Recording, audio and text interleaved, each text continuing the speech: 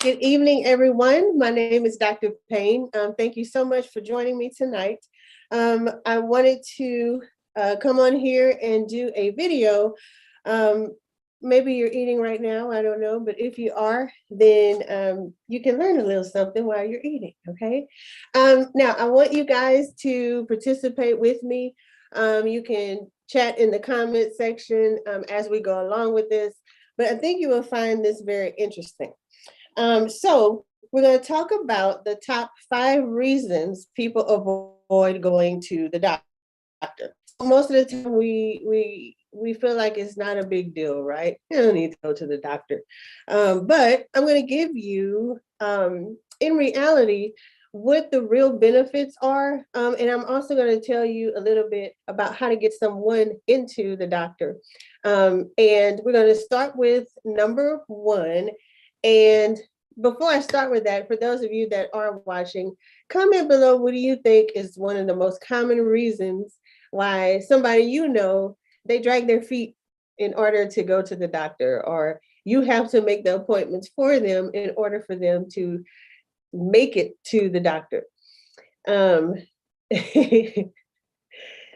That's funny. So somebody said, so yes, fear. So the number one reason why people avoid going to the doctor is because of fear. So usually they don't want to find out about a serious medical condition, or sometimes they're embarrassed about a serious medical condition. So that is actually number 1. So good job on that one. Now, the second reason that most people drag their feet when needing to go to the doctor is because they can't afford it. So finances comes into play. The third reason is because of time, because their work schedule is too busy.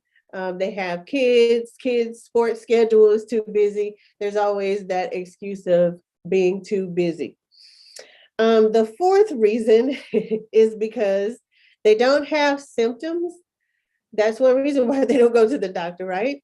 But the other part to that is maybe they do have symptoms, but they're going to ride it out until the storm passes, right? So you hope that that pain goes away, or you hope that that coughing goes away, right? So we all have been there, and we've all have used that as an excuse to avoid going to the doctor. So the last one, and this one, as I was researching, is more common among men. And so this one is men especially avoid going to the doctor because they dread procedures and they dread to be probed. So that's usually the reason for men. So those are the top 5 reasons. So if you've heard of these, comment below and say, yes, yes, I've heard this. And the most common reason why I decided to do this, because I often hear, Dr. Payne, I know somebody who they're always in pain. They always have headaches. They always have low back pain. And I tell them they need to come see you, but I don't know, have they called? I don't know why they're dragging their feet. And so this is what kind of prompted me. So if you know somebody who is doing that, maybe you should share this video with them, and share it with love, of course. So here's the bigger question, though, that we, on a serious note, that we need to think about is, what if more and more people avoided going to the doctor? So we have this amount of people that's doing it, then more and more people, more and more people. So if it continues, what does that cause? That's contributing to our health crisis, right? So it's not, to me, it's not really about people not going to the doctor. It gets deeper, and we need to get deeper to why are people, what thoughts are people having where they choose to have that action, or non-action rather, of not going to the doctor. Usually it's something, I mean, do you guys feel like there's a stigma associated with going to the doctor? Do you feel like there's a stigma associated with going to the chiropractor? Right? So these 5 reasons that I just went over if you saw my video last week, we talked about 9 obstacles that impede your flow to having an extraordinary life. These things they get in the way from you having just the most exceptional life that you actually could have. And we talked about last week, we actually talked about time, right? We talked about money. We talked about how others can block your way from healing. We also talked about not being motivated enough, right? So some of these 5 reasons that I just mentioned, those are obstacles that people are having mentally from making that decision. So now that we're thinking about this going and spreading from one person to the other, everybody's dragging their feet when it comes to taking care of themselves. So the other question I want to ask you is, what advice would you give someone who is dragging their feet? And you know they need to go to the doctor, but it's just not happening. They're not budging. Usually they're defensive because you've probably come to them more than once to tell them you need to go. Don't wait. So that could be very hard. And so Paul said he's been avoiding because he doesn't want rotator cuff surgery again. Right. So you're fearing having that rotator cuff surgery. So, and while that's a valid reason, that is one of the reasons why people they avoid going to the doctor, because of the fear. You know, Paul doesn't want the surgery. Okay. He doesn't want the recovery. It's a long drawn out process. But what advice would you give someone? That's the hard part, to have that conversation. And so what I'm going to bring up to you guys, especially because it's such a sore subject and some people can get defensive if you keep bringing it up because you love them. You're going to keep bringing it up. There is a 3-step formula that will enhance your conversation with someone and make it more purposeful, right? And make it more effective, and also have more meaning to it. And it's not just to have the conversation and convince them to go. It's more of building more of a relationship with that person, because obviously you do care about them, or else you wouldn't be putting forth the effort. So the first step is an effective and purposeful and loving conversation is clarification. The first thing you have to do is really clarify and understand, what is it that's causing this person to really not want to go to the doctor. And the best way you can talk to them is say, help me see things through your eyes.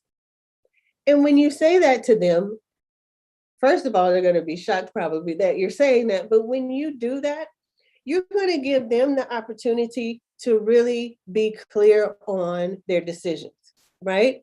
They're going to be clear with you on why they're choosing to drag their feet.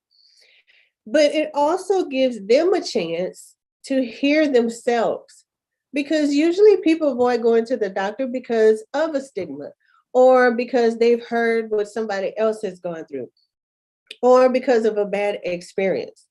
So clarifying and asking them, help me see things through your eyes, that's all you need to say.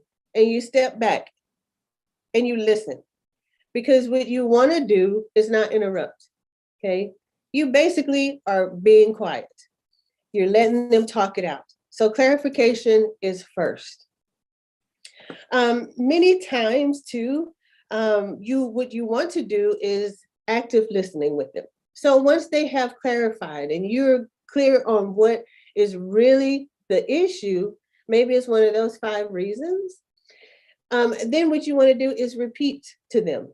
And when you do that, it really lets them know that you're listening to them, and that you're not listening just to interrupt them, right? So sometimes we all do that. We interrupt somebody before they're done speaking. So that is active listening. So that's the first step. The second step is points of agreement. So in points of agreement, what you're going to do is bring up certain points that you know you guys will agree upon that are true. So a couple of examples is this. So you can ask that person, do you agree that if, for example, if they need to come to the chiropractor, can you agree that if you don't go to the chiropractor and you don't get help with this pain that you're having, it's going to affect your quality of life? And 10 times out of 10, they're going to say yeah. And then you can also say, wouldn't you agree that if, say, for example, you don't go to the doctor and Lord forbid you have been diagnosed with a terminal illness. So now you can't spend more time with your significant other. You can't spend time with your grandkids. Do you agree that that's true? Do you also agree that you won't be able to have a quality of life with your family? So you bring up points of agreement so that they're starting to see, yeah, they are right. That's absolutely right.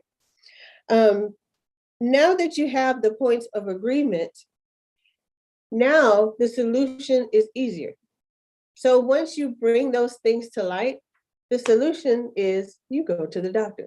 And that also entails men, you make the appointment. Okay. So sometimes, it's good for you to say, what would that mean to you if you waited too late to go to the doctor? What does it mean to you if you find out that you have a terminal illness and now you won't get to spend quality years or any years for that matter with your loved ones? What does that mean to you? And is that okay with you? So those are things to just have that conversation. If that's a formula to me that you can use for any conversation. So the solution is to be more proactive than reactive.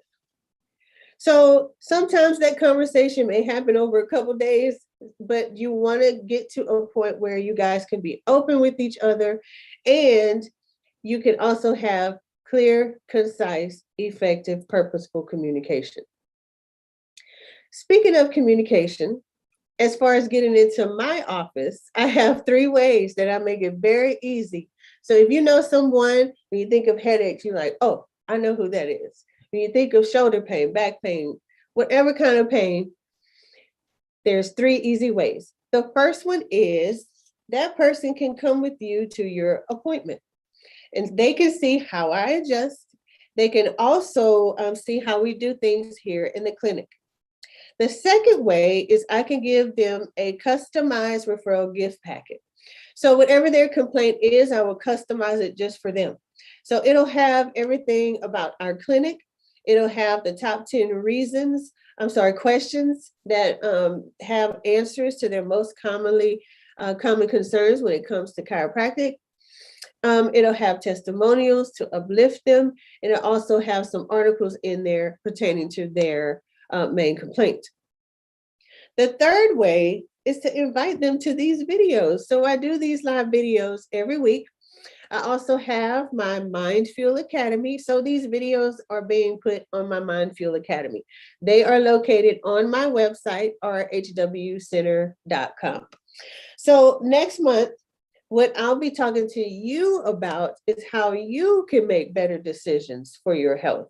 But I'm going to be talking about mindset in a way that you probably don't think about when you think about mindset.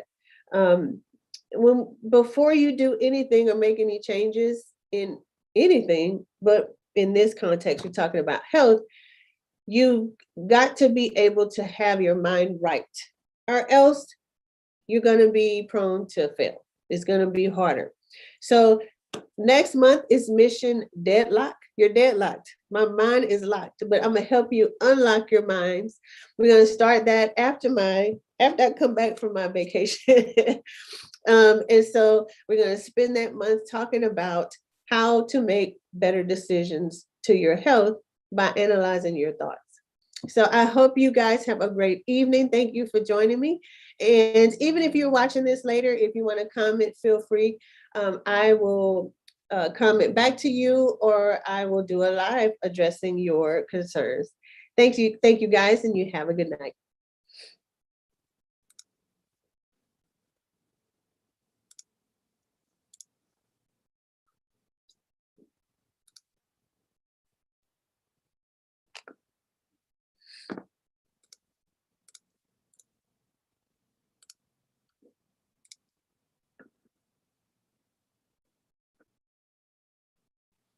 Thank you, Vicky.